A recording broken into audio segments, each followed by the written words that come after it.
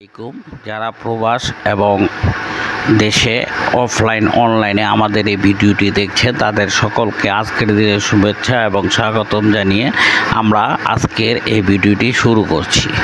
এই ভিডিওতে আপনাদেরকে আমরা জানাবো কংক্রিট কাকে বলে এবং কংক্রিট কত প্রকার কী এবং কংক্রিট কোথায় কোথায় ব্যবহার করা হয়।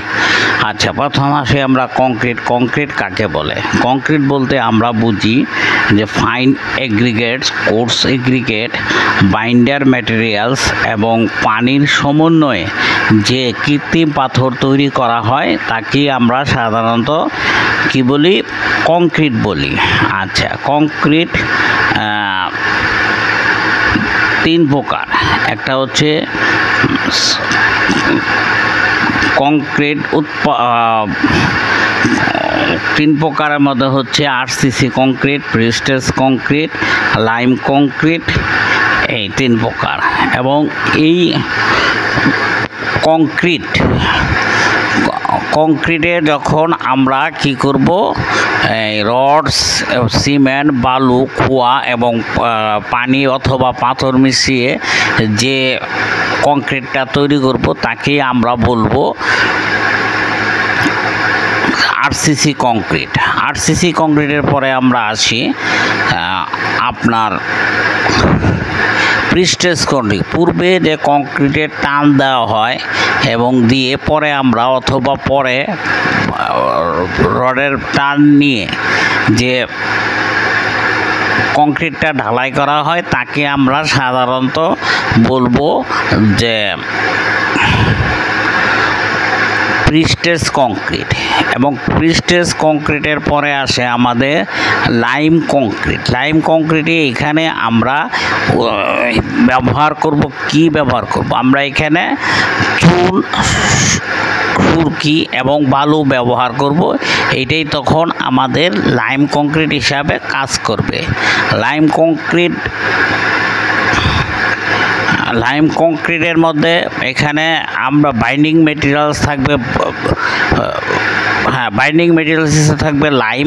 এবং আপনারা যখন কংক্রিটটি ব্যবহার করবেন এবং এইখানে একটা জিনিস লক্ষ্য রাখতে হবে যে পানির পরিমাণ যাতে বেশি না হয়। যখন আমরা পানি কী কাজে ব্যবহার করব, পানি হচ্ছে রাসায়নিক বিক্রিয়ার কাজে আমরা কংক্রিটে ব্যবহার করব। এবং এর কাজ হচ্ছে কি, সিমেন্ট, বালু, খোয়ার সাথে আমরা কি করব, এই কংক্রিটে ব্যবহার করব বাইন্ডিং। এখানে কেমিক্যাল রিঅ্যাকশানের জন্য আমরা মূলত ব্যবহার করব পানি।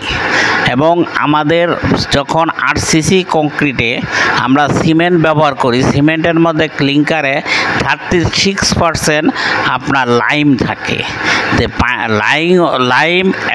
লাইম হচ্ছে আমাদের বাইন্ডিং মেটেরিয়াল। সে কি করবে, বর্নিংটাকে সুন্দর করবে। আর আমরা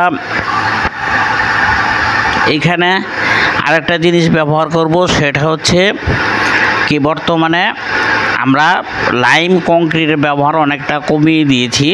এখন আমরা সিমেন্টের ব্যবহারই সর্বোচ্চ করি, কারণ সিমেন্ট এখন কি হয়ে গেছে, পপুলার হয়ে গেছে। এবং আমাদের যে কাজকর্ম এখন সিমেন্টটাই বেশি ব্যবহার করা হয়। সিমেন্টে আমরা দেখব মূলত লাইমের পরিমাণটা কত। এবং আজকাল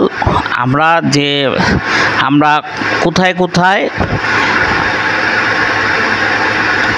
কংক্রিট ব্যবহার করব, ছাদ ঢালাই, ব্রিজ ঢালাই, তারপরে হচ্ছে আপনার বিম ঢালাই, সিঁড়ি এবং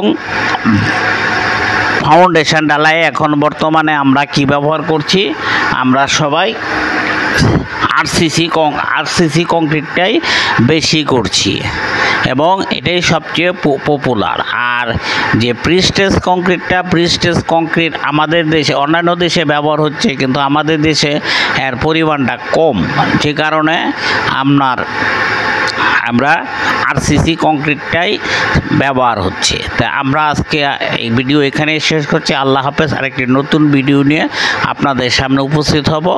সেই পর্যন্ত আপনারাও ভালো থাকবেন, আমিও ভালো থাকব।